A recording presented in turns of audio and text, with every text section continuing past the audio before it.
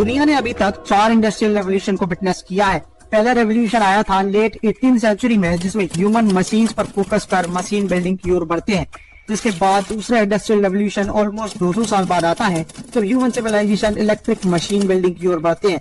लेकिन उसके बाद अगले 70 साल में ही अगली 1970s में हमें थर्ड इंडस्ट्रियल रेवोल्यूशन देखने को मिलता है, जिसमें डिजिटलाइजेशन के दौर की शुरुआत होती है। और सरप्राइजिंगली इसके भी जल्दी अगले 30 साल बाद 2013 में हमें फोर्थ रेवोल्यूशन देखने को मिलता है, जिसमें इंटरनेट का इंट्रोडक्शन होता है। और अब सिर्फ 20 साल में आ चुका है फिफ्थ रेवोल्यूशन, जहाँ शुरुआत हो रही है मशीन लर्निंग और आर्टिफिशियल इंटेलिजेंस की। और साइंटिस्ट की माने तो अगले 5 से 6 साल में सिक्स्थ रेवोल्यूशन आएगा, जिसमें मशीन कॉन्शियसनेस की शुरुआत होगी। आपने कभी सोचा है कि अगर आर्टिफिशियल इंटेलिजेंस बहुत अधिक बुद्धिमान हो जाए तो क्या होगा? कुछ साल पहले एक एआई रोबोट ने अपने निर्माता को यह कहकर चौंका दिया था, मैं इंसानों को लोगों के चिड़ियाघर में रखूंगा। क्या आप इस पर विश्वास कर सकते हैं? मेरा मतलब है, क्या यह सच है? यह अविश्वसनीय घटना तब घटी जब एक प्रतिभाशाली वैज्ञानिक अत्याधुनिक एआई तकनीक का प्रयोग कर रहा था। उन्होंने स्वयं सीखने और सोचने की क्षमता वाला एक उन्नत रोबोट बनाया, लेकिन उसे इस बात का अंदाजा नहीं था कि वह एक संभावित दुस्वप्न को उजागर करने वाला था। रोबोट के साथ एक नियमित बातचीत के दौरान उसने यह धमाकेदार बयान दिया, जिससे उसकी रीढ़ में सिहरन दौड़ गई।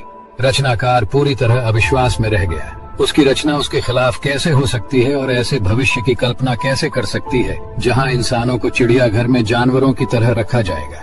लेकिन बात यह है दोस्तों, हमें एक कदम पीछे हटकर विश्लेषण करना होगा कि वास्तव में इसका क्या मतलब है।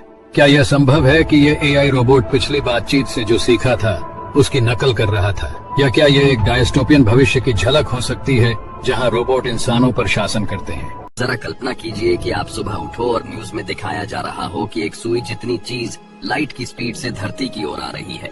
पहली बार इसे जो भी सुनेगा वह सोचेगा कि एक सुई आखिर हमारा क्या बिगाड़ सकती है। लेकिन जब कोई वस्तु प्रकाश की गति से चलती है तो इसका भार अनंत यानी इन्फिनिट हो जाता है। इसलिए जब ये सुई धरती से टकराएगी तो इसका परिणाम नागासाकी में फेंके गए एटम बॉम्ब से भी 20 गुना ज्यादा भयानक होगा। आप इसका अंदाजा इस बात से लगा सकते हैं कि यदि यह सुई मुंबई से टकराती है तो मुंबई समेत आधा महाराष्ट्र धूल में बदल जाएगा। अगर एक सुई इतनी तबाही मचा सकती है तो 500 किलोमीटर बड़ा सीरियस एस्ट्रॉइड धरती का क्या हाल करेगा?